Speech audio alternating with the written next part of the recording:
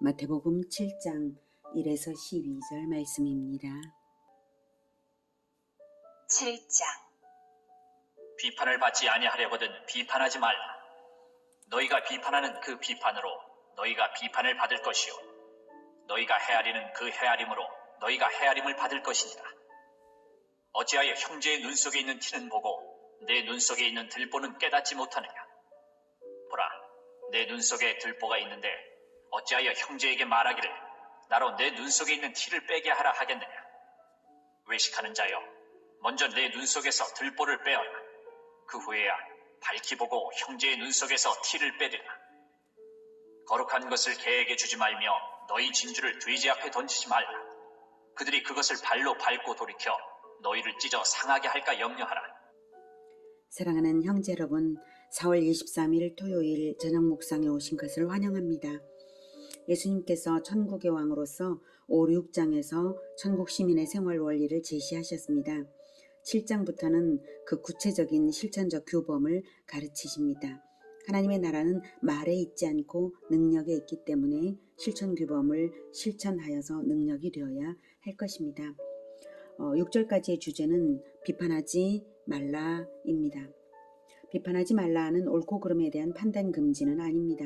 분별력을 버리라는 말씀이 아니라 심판주 행세를 하지 말라는 뜻이죠. 재판관인 양 정죄하면 심판주에 대한 월권이 됩니다. 비판을 받지 아니하려거든은 심판을 받지 아니하려거든으로 읽힙니다. 즉 비판 행위는 최후의 심판에서 자기가 돌려받을 심판의 근거들을 자기가 말하고 있는 셈입니다. 로마서 2장 1에서 3절은 바울이 이렇게 말하고 있습니다. 2장 그러므로 남을 판단하는 사람아, 누구를 막론하고 내가 핑계하지 못할 것은 남을 판단하는 것으로 내가 너를 정죄함이니 판단하는 내가 같은 일을 행함이니라. 이런 일을 행하는 자에게 하나님의 심판이 진리대로 되는 줄 우리가 아노라. 이런 일을 행하는 자를 판단하고도 같은 일을 행하는 사람아, 내가 하나님의 심판을 피할 줄로 생각하느냐. 네, 우리는 하나님의 심판을 아무도 피할 수 없습니다. 그러므로 비판하지 말아야 합니다. 비판하는 그 비판으로 너희가 비판을 받을 것이요. 야고보서 2장 13절의 말씀대로 긍휼을 행하지 아니하는 자는 긍휼 없는 심판이 있습니다. 이미 자신에게 행하신 하나님의 긍휼을 무시하는 것이기 때문입니다. 하나님께서 우리를 불쌍히 여기셨으므로 우리가 사람들을 불쌍히 여기고 하나님께서 우리의 죄를 사하여 주셨으므로 우리가 죄인들의 용서를 베풀어야 마땅한 것이지 정죄하면서 괴롭게 하는 것이 아무 도움이 되지 않습니다. 그래서 요한계시록 18장 6절에서도 그가 준 그대로 그에게 주고 그의 행위대로 갑절을 갚아주고 그가 섞은 잔에도 갑절이나 섞어 그에게 주라, 이러한 심판주의 명령이 있습니다. 이 가르침의 원리는 대접하는 대로 대접받는 원리, 대접받으신 대로 대접해 주시는 하나님이시기에 그렇게 하시는 것입니다. 너희가 헤아리는 그 헤아림으로 너희가 헤아림을 받을 것이니라. 비판은 하지 말고 가치를 헤아려 주어야 합니다. 헤아림은 측정한다, 수를 센다는 의미죠. 사람의 가치를 존귀하게 보고 발견하는 사람은 그 사람을 사랑하고 그 가치를 실현시키도록 돕게 됩니다. 그것이 바로 헤아리는 자가 하는 일입니다. 그렇게 사람의 가치를 헤아리는 사람은 주님께서도 높은 가치로 헤아려 주신다는 뜻입니다. 사람의 가치를 헤아리며 사람을 얻는 것만 천국에 남는 일입니다. 내가 사람을 존귀하게 보고 헤아리며 그를 구원하여서 얻어내면 하나님도 나를 헤아려 주시고 결실하도록 도우십니다. 잠언 11장 30절은 말하기를 의인의 열매는 생명나무라 지혜로운 자는 사람을 얻느니라 라고 했습니다. 의인의 열매는 생명나무라 지혜로운 자는 사람을 얻느니라. 사람을 얻는 것은 사람 안에 있는 고귀한 가치를 헤아리는 사람이 얻는 것입니다. 진주의 가치를 아는 자가 진주를 얻듯이 사람의 영원한 가치를 헤아리는 자는 사람을 영원히 얻습니다. 그렇게 사람을 얻는 자는 자신이 바로 생명나무이므로 생명나무를 낳는 자입니다. 열매 맺는 의인입니다. 이런 사람은 타인을 비판하는 것이 헛된 것인 줄을 잘 압니다. 사람을 얻어야 하는데 비판을 왜 하겠습니까? 사람에게 자기의 가치가 얼마나 대단한지를 깨닫게 해주어야 하는데 반대로 그 비판을 왜 하겠습니까? 그런데도 비판을 굳이 하고 싶은 사람이라면 5절에 말하는 것처럼 외식하는 자입니다. 겉멋들어서 비판 행위가 자기를 돋보일 것으로 여기는 사람이죠. 그런 사람은 눈이 어둡습니다. 3절에서 말씀하는 것처럼 어찌하여 형제의 눈 속에 있는 티는 보고 내 눈 속에 있는 들보는 깨닫지 못하느냐. 이것은 당시 유대 격언을 인용하신 듯합니다. 작은 죄와 큰 죄를 티와 들보로 대조시켜 비유하는 것이죠. 정죄하기를 좋아하는 외식자들은 숨겨진 자신의 죄를 먼저 발견해야 한다는 뜻입니다. 사실 외식 그 자체가 들보와 같이 거대한 가림막 역할을 해서 심각한 판단력 상실을 초래합니다. 그런 줄도 모르고 외식하기를 좋아하는 자들은 비판을 좋아하는 것입니다. 예수님께서는 외식하는 것을 가장 미워하셨습니다. 이 비판하기 좋아하는 자들은 6절에서 개나 돼지로 비유되었습니다. 거룩한 것을 개에게 주지 말며 너희 진주를 돼지 앞에 던지지 말라. 그들이 그것을 발로 밟고 들이켜 너희를 찢어 상하게 할까 염려하라. 진주를 돼지 앞에 던지지 말라는 것은 복음을 그들에게 주지 말라는 뜻이 아니라 개돼지처럼 되지 말라는 뜻입니다. 개나 돼지는 진주의 가치를 알아보지도 못하고 짓밟을 뿐만 아니라 주는 자마저도 찢을 수 있다는 것입니다. 개돼지 같은 외식적 비판자가 되지 말라는 것이죠. 예수님은 그들에게도 복음을 전하시고 진리의 선언을 하시다가 십자가에서 죽으셨습니다. 그들에게 찢겨 가는 것을 두려워하지 않고 늘 복음을 전하셨습니다. 그들에게 복음을 주지 말라는 뜻이 아니라 외식적 비판자가 되면 복음의 핍박자가 될 수 있다는 말씀을 돌려 말하는 것입니다. 외식적 비판자가 되면 진주를 알아보지 못하고 복음의 핍박자가 됩니다. 예수 제자의 의로운 행위가 외식적 비판자들에게는 자기들의 약점을 들추는 비판 행위로 여겨질 것입니다. 사람들은 자기 방식으로 타인을 보거든요. 이스라엘 대제사장들과 사내들인 공회가 예수님을 십자가에 못 박은 것이 바로 그것입니다. 외식으로 온 이스라엘의 존경을 받고자 했던 그들은 온 이스라엘이 예수님을 따르자 위기를 느낀 것입니다. 자기들의 외식이 벗겨져서 본색이 드러나는 것이 두려워서 예수님을 비방하도록 선동하여서 마침내 처형시켰습니다. 예수 제자는 자신을 청결하게 씻는 일에 주력해야 합니다. 그래야 눈의 티가 사라져서 하나님을 볼 수 있을 것입니다.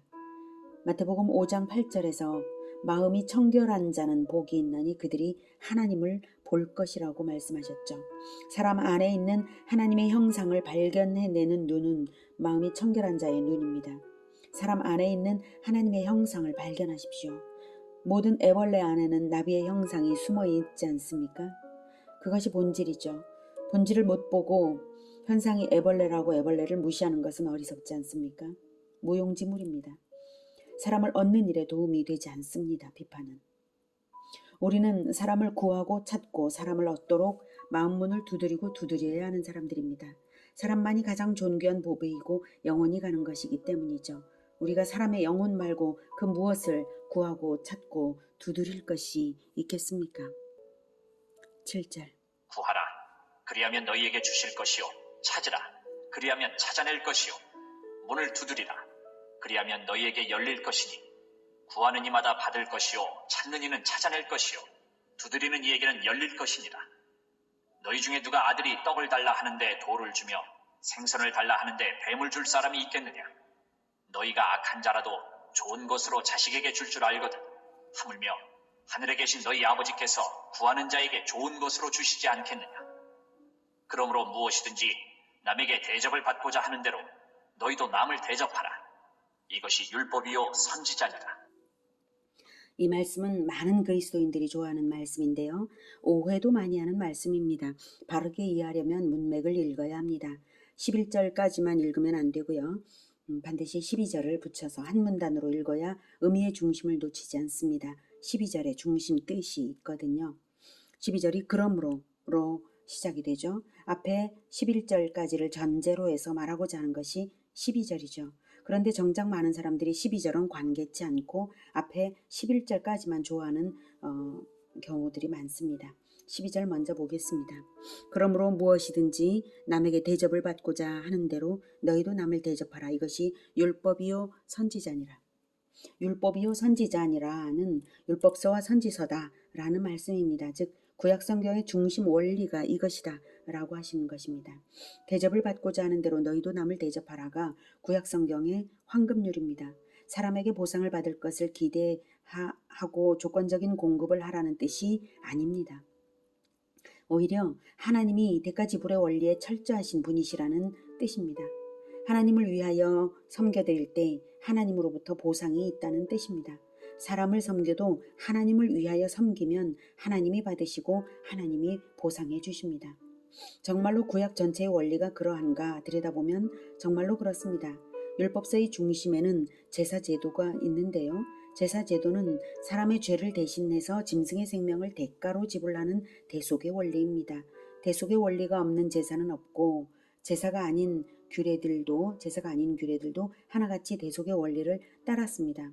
그래서 율법을 따라 거의 모든 물건이 피로써 정결하게 되는데 피 흘림이 없은즉 사함이 없느니라 라고 히브리서 9장 22절에 말하고 있습니다. 네, 피 흘리는 대가를 지불해야 생명을 얻는 것입니다. 피 흘리는 대가를 지불하셔서 예수님께서는 생명들을 구원하셔서 얻어내신 것입니다. 대접 받고자 하는 대로 대접해 올려드려서 하나님께서 일하고 계신 것입니다.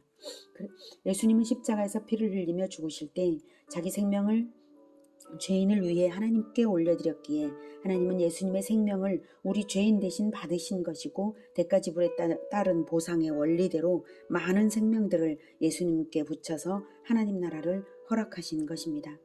그리고 예수님의 생애는 모든 선지자들의 예언대로 된 일이었습니다. 그래서 율법이요 선지자니라 라는 말씀대로 구약의 원리대로 대속의 원리가 신약에 실현된 것입니다. 예수님은 생명을 바쳐서 모든 생명들을 얻으시는 생명의 씨앗인 보혈을 뿌리셨습니다. 하나님은 생명을 받으셔서 영광을 얻으시고 생명의 나라로 예수님께 돌려주시고 계십니다.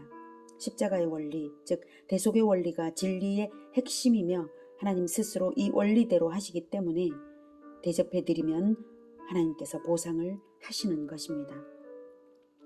하나님의 보상은 비할 바 없이 큰 것으로 돌려주십니다. 구약의 여러 사례들이 하나님의 보상의 크기에 놀라움을 금할 수 없게 하는데요.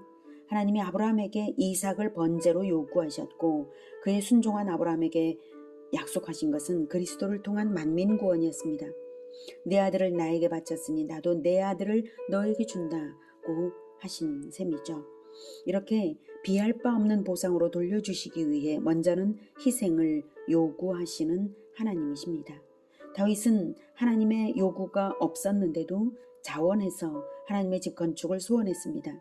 그 말만 듣고도 기뻐하신 하나님은 다윗의 영원한 집, 영원한 왕가를 약속하셨고 이스라엘이 멸망하기까지 왕조가 이어졌을 뿐만 아니라 다윗의 후손으로 영원한 왕 그리스도가 태어나서 비할 바 없는 보상이 이루어졌습니다. 그러니 예수 제자 여러분, 기회가 있는 대로 사람들을 섬기십시오. 섬기되 하나님을 섬기는 동기로 사람을 섬기면 하나님이 받으시고 보상하십니다. 마태복음 25장 40절에서는 이렇게 말씀하십니다. 임금이 대답하여 이르시되 내가 진실로 너희에게 이르노니 너희가 여긴 내 형제 중에 지극히 작은 자 하나에게 한 것이 곧 내게 한 것이니라. 이렇게 하셨죠. 섬기는 바에야 이왕이면 지극히 작은 자에게 갚을 것 없는 작은 자를 섬기십시오. 이왕이면 어린이를 더 섬기십시오. 그럴수록 하나님께로부터 인정받는 길입니다. 하나님 사랑의 동기로 이웃사랑을 하라는 것이 대접받고자 하는 대로 너희도 남을 대접하라는 가르침의 본뜻입니다. 하나님 사랑의 동기로 이웃사랑을 해서 사람의 영혼을 얻는 것, 바로 그것만이 우리가 간절히 구하고 찾고 두드리며 포기하지 않고 얻어낼 보배들입니다. 이제 12절의 의미를 알았으니까 11절까지의 내용을 이어서 보면 하나님의 마음을 더 잘 알 수 있을 것입니다. 7절 구하라 그리하면 너희에게 주실 것이요 찾으라 그리하면 찾아낼 것이요 문을 두드리라 그리하면 너희에게 열릴 것이니 구하는 이마다 받을 것이요. 네. 구하라 찾으라 두드리라 엄청 강조하시죠. 찾는 이는 찾아낼 것이요 두드리는 얘기는 열릴 것이니라. 반복하시는 이것이 이 땅을 얻기 위해 그러라는 뜻이겠습니까? 나쁜 것을 구해도 좋은 것으로 주겠다라고 하나님께서 말씀하시지 않습니까? 아들이 뱀을 달라고 해도 생선을 주신다. 이 땅의 것을 달라고 해도 하늘의 것을 주시고 싶으시다는 거죠. 땅의 것을 구하라는 강조가 아니지요. 가장 좋은 것을 구하기를 간절히 원하시는 것입니다. 그리고 가장 좋은 것이 무엇이겠습니까? 하나님 나라죠. 하나님의 통치가 이루어지길 간절히 구하고 찾고 문을 두드리는 포기하지 않는 실천으로 사람들을 섬겨 얻으라는 것입니다. 가장 좋은 하나님 나라의 왕같은 제사장으로 세우시고 싶으신 것입니다. 그래서 누가복음 11장 13절에서는 성령을 주신다고 하셨습니다. 너희가 악할지라도 좋은 것을 자식에게 줄 알거든 하물며 너희 하늘 아버지께서 구하는 자에게 성령을 주시지 않겠느냐. 구하는 자에게 성령을 주시지 않겠느냐. 가장 좋은 것, 하나님 나라를 건설하는 가장 좋은 능력, 그것이 성령을 받는 것이므로 그것을 주신다고 하신 것입니다. 아브라함이 아들을 드린 것처럼 다윗이 성전을 지어드리겠다고 한 것처럼 우리 역시 무언가를 드리면서 구하고 찾고 문을 두드려야 할 것입니다. 아무 대가 지불 없이 손해볼 각오 없이 무언가를 이뤄내는 일은 없습니다. 재물이든 시간이든 수고를 하든 생명을 바치든 대가를 지불하며 따르는 것이 예수 제자의 기본입니다. 구하고 찾고 포기하지 않고 문을 두드리되 반드시 희생의 대가 지불로 올려드릴 때 이루게 하시는 분, 그분이 하나님이십니다. 대가 지불의 크기는 내가 가진 것으로 드리는 것이니 염려할 것도 없습니다. 내가 작게 가졌을 때 작게 가진 그 모든 것을 드린다면 크게 가진 자의 큰 것과 동일할 것입니다. 하나님께서는 나에게 없는 것을 요구하지 않으십니다. 내가 가진 것 안에서 드리는 것만 받으시죠. 마음만 먹으면 내가 가진 것 안에서 얼마든지 드릴 수 있거든요.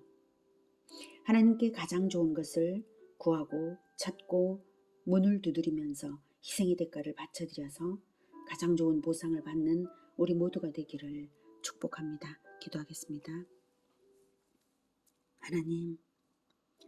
하나님께서 구하고 찾고 두드리시는 영혼들을 우리가 구하고 찾고 두드려서 또한 보상을 희생으로 대가를 지불해서 얻어내어 하나님께서 기뻐하시는 하나님 나라가 이루어지기를 원합니다. 주님, 우리가 진정 영혼들을 얻어낼 수 있게 하여 주시옵소서. 우리가 가진 것으로 아까워하지 않고 내 시간, 내 돈이라고 생각하지 않고 내 수고 아까워하지 않고 썩을 육의 몸으로 심어서 영광스러운 하나님 나라를 반드시 얻어낼 수 있도록 주님, 우리를 도와주시옵소서. 우리가 대가를 지불하겠습니다. 그리고 또한 사람들을 볼 때 결코 비판하는 마음이 일어나지 않게 하시고 그 사람들의 영혼에 하나님의 형상이 있는 것을 늘 발견하며 그 가치를 깨닫도록 복음을 전하여서 하나님의 사랑을 깨닫게 하는 자들 다 되게 도와주시옵소서. 예수님의 이름으로 기도드립니다. 아멘. 이어지는 시간은 개인 기도 시간입니다.